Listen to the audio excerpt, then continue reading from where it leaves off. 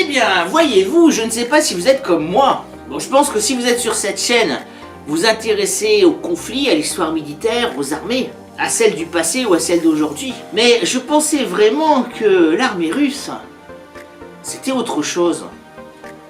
Alors je vais pas dire que je suis déçu par ces lacunes, tant mieux pour les Ukrainiens, mais je suis vraiment étonné. Parce que j'ai l'impression que on s'est légèrement fait intoxiquer par le soft power russe. Au niveau des images qui ont été diffusées, sur les performances de ces blindés, de ces avions, de ces missiles, de ces systèmes antimissiles. Qui ne connaît pas le T-14, le dernier char hyper moderne de l'armée russe? Qui ne connaît pas le S-300, puis le S-400, puis le S-500? Les systèmes anti-aériens et anti-missiles qui devaient être invulnérables. Qui ne connaît pas les torpilles et les missiles hypersoniques qui sont capables de voler à plus de 15 000 km/h et qui sont indétectables? Eh ben, tout ça est gravement remis en cause par ce qui se passe aujourd'hui en Ukraine. Et comme je le dis, tant mieux pour les Ukrainiens. Mais on va essayer d'y voir un peu plus clair. C'est après ça.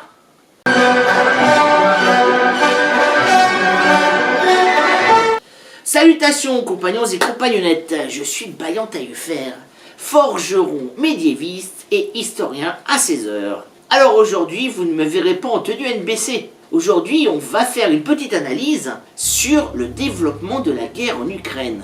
Alors une fois de plus, je vais pas vous dire Poutine est méchant, Poutine est gentil, l'OTAN c'est super, l'OTAN c'est pas bien. Tout ça, je m'en fiche. Ça ne me regarde pas. Je suis pas ici pour faire des analyses politiques ou géopolitiques. Je suis ici pour essayer d'analyser le niveau tactique et ce qui se passe dans cette guerre en Ukraine. Guerre qui est injuste, qui est immorale, et je reste convaincu que le président Poutine aurait pu s'arranger autrement pour faire progresser les choses. Enfin, il y a deux dictons en latin. L'un, vous le connaissez tous, c'est errare humanum est. L'erreur est humaine. On peut se tromper. Et je pense que Poutine s'est vraiment trompé. Ainsi que ses responsables du FSB, le service secret russe qui a remplacé le KGB. Et je pense aussi que son état-major s'est trompé sur la valeur des troupes russes, sur la valeur du matériel russe et sur la valeur et l'esprit de défense des Ukrainiens. Je vais m'expliquer. Comme je vous l'ai dit, Poutine a tenté un coup de poker en envahissant l'Ukraine. Alors évidemment, comme j'en ai déjà parlé dans une précédente vidéo, en face, toujours cet esprit munichois. Évidemment, nous n'allons envoyer personne pour mourir pour Kiev, comme nous n'avons envoyé personne pour mourir pour Danzig en 1940. C'est triste, mais c'est comme ça. Enfin, pour l'instant, il vaut mieux que la guerre reste cantonnée sur un seul pays. Parce que si elle vient à se généraliser en Europe, ça va pas être triste du tout, vous pouvez me croire. Mais bon, comme je vous l'ai déjà dit, mais vous le savez, l'histoire est tragique. Et comme ça fait plus de 80 ans qu'on n'a pas eu une guerre sur cette vieille Europe, si j'enlève ce qui s'est passé en Yougoslavie dans les années 90, alors, eh ben, on devrait en avoir une autre dans peu de temps. Je ne l'espère pas, mais c'est ce que nous disent les statistiques historiques. En Europe, depuis 2000 ans d'histoire, on a eu une guerre ou une grosse révolution, ou de grosses émeutes, ou une guerre de religion, à peu près tous les 70 ans. Sauf, et vous le savez, pendant la Pax Romana, de moins 50 à plus de 150 avant Jésus-Christ, où les Européens ont vécu 3 siècles de guerre sous la poigne de fer du légionnaire romain, qui n'était pas à tendre lui non. C'est ainsi. Donc, les Russes se sont trompés. Errare humanum est. Mais, quand on se trompe, il faut avoir le courage d'admettre ses erreurs et de revenir à un terrain de négociation et à des décisions un peu plus raisonnables. Moi, ce que je conseillerais aux Russes, c'est d'arrêter très vite cette guerre. Parce que une guerre, on sait comment ça commence, on ne sait jamais comment ça finit. Et si l'erreur est humaine, la récidive, elle, est diabolique. Perseverare diabolicum est. Persévérer dans son erreur est malsain, néfaste. Et c'est d'ailleurs un manque de courage, puisqu'il est très courageux de pouvoir reconnaître que l'on s'est trompé. Enfin, quoi qu'il en soit, je vous avais dit que pour moi, l'affaire ukrainienne était pliée en 3-4 jours. Parce que les Russes avaient fait comme les Américains en 1991 et en 2003, les Russes donc avaient détruit avec des missiles de croisière tous les organes militaires et les organes de détection radar des Ukrainiens. Eh bien, c'est pas tout à fait vrai, parce qu'on se rend compte avec certaines photos que les missiles de croisière russes ne sont pas aussi précis que ce qu'on aurait pu croire. En effet, j'ai pu voir des photos de pistes d'atterrissage qui étaient extrêmement peu impactées. Alors que nous, à l'ouest, nous avons des systèmes d'armes qui permettent de grêler une piste d'atterrissage d'impact, qui empêchent sa restauration rapide et le redécollage des avions de combat. Certaines pistes d'aérodromes militaires, d'après ce que j'ai pu en voir, ont été relativement peu atteintes par les projectiles des Russes. Premier point à observer. Deuxième point, au niveau de l'aviation de combat, les Russes ont d'excellents avions d'attaque et d'excellents intercepteurs. Je pense au MiG-29 Fulcrum, je pense au Sukhoi 27, au Sukhoi 30, au Sukhoi 33, au Sukhoi 34, au Sukhoi 50, j'en passe et des meilleurs. Bref, de très très bons avions de combat. Néanmoins, on a pu remarquer que lorsque les avions russes effectuent des manœuvres d'attaque au sol, ils les font à extrêmement basse altitude. Et pourquoi? Parce que pour pouvoir toucher leurs objectifs tactiques, ils ont des armes, bombes guidées par laser ou missiles, qui sont extrêmement peu précis. Et donc, ils doivent prendre un maximum de risques pour arriver le plus près du sol, pour être sûrs d'atteindre leur but. Alors, ils se mettent à la distance des missiles Stinger.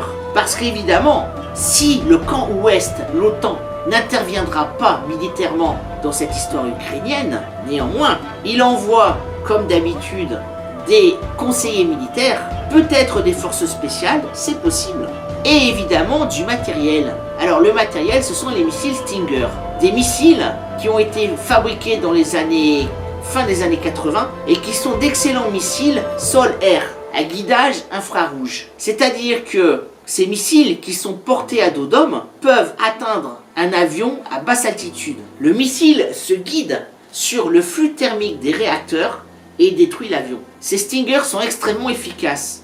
Les Américains en avaient envoyé des quantités aux Moudjahidines lors de la guerre d'Afghanistan de 1979 à 1989, toujours contre les Russes. Et une fois de plus, les Russes se reprennent les missiles Stinger dans la figure. Et au niveau des blindés, alors au début, quand j'ai vu des blindés par dizaines détruits au sol, transformés en carcasses fumantes, je me suis dit que peut-être un Ukrainien malin avait dessiné le V blanc qui distingue les véhicules de combat des Russes de ceux des Ukrainiens.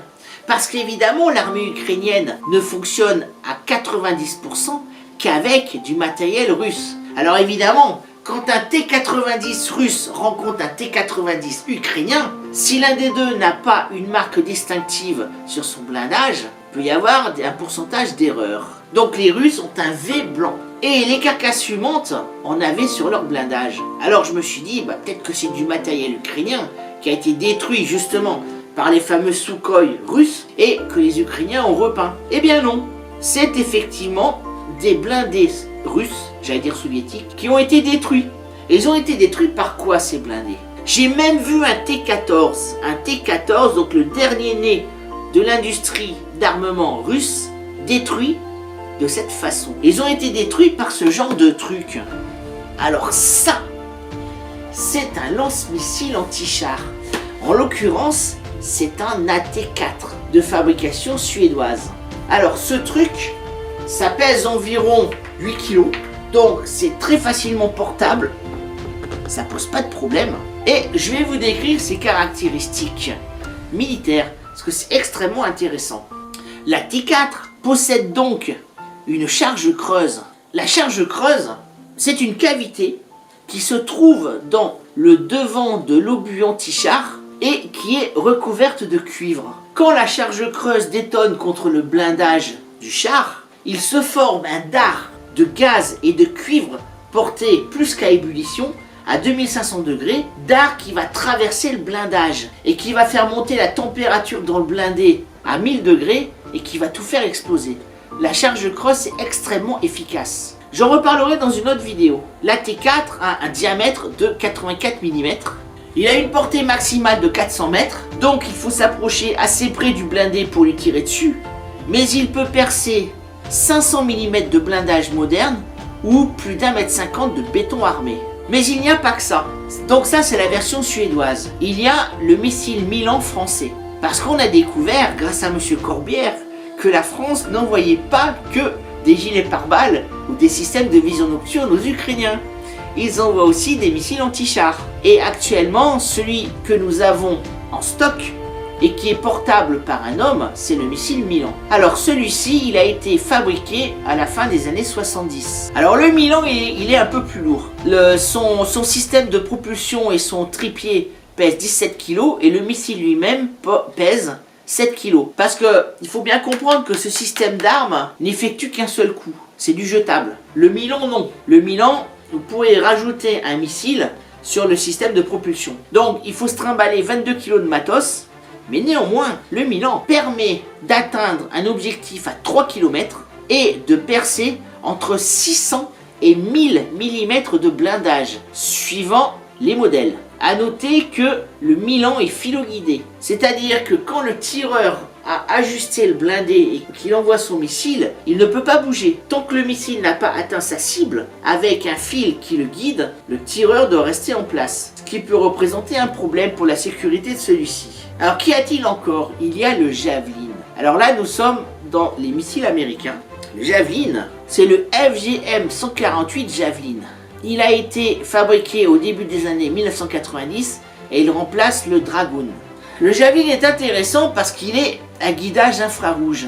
C'est un système d'armes que l'on appelle Fire and Forget, tire et oublie. C'est-à-dire que vous tirez le missile et vous pouvez vous casser tout de suite, vous mettre à l'abri ailleurs, avant que les copains du char qui va exploser ne vous tirent dessus. Alors c'est beaucoup plus intéressant que le missile filoguidé.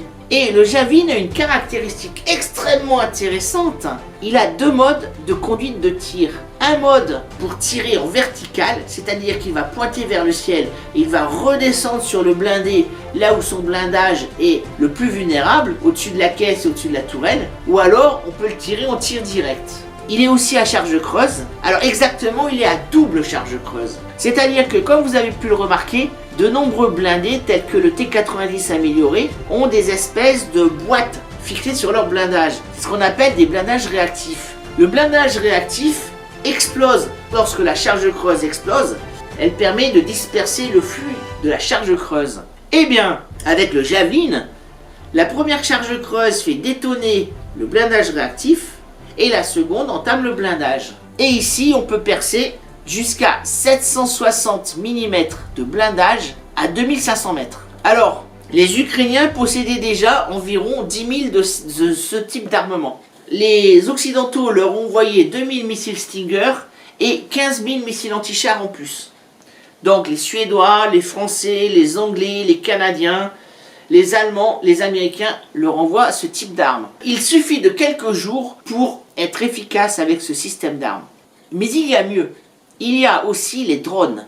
Les drones TAI Anka et les drones Bayraktar TB2. Ces drones sont d'origine turque. Ils ont été largement engagés lors de la guerre du Haut-Karabakh entre l'Arménie et l'Azerbaïdjan. Un drone TB2 peut voler 24 heures d'affilée à plus de 10 000 mètres d'altitude et il est doté de 2 missiles anti-chars qu'il peut tirer à 8 km de sa cible. Son pourcentage d'erreur est de 0. C'est-à-dire que lorsqu'un drone a ciblé un char russe, le char russe sera définitivement détruit. Alors ici, on peut remarquer une chose, c'est que l'armée russe, dans sa doctrine militaire, n'a pas retenu deux leçons essentielles. Voilà, j'espère que cette vidéo vous a plu. Si c'est le cas, comme vous le savez, abonnez-vous, mettez un pouce, partagez-la. Vous savez que j'ai besoin de vous pour faire progresser la chaîne. Et comme vous le savez, maintenant l'histoire, c'est toi qui l'as fait.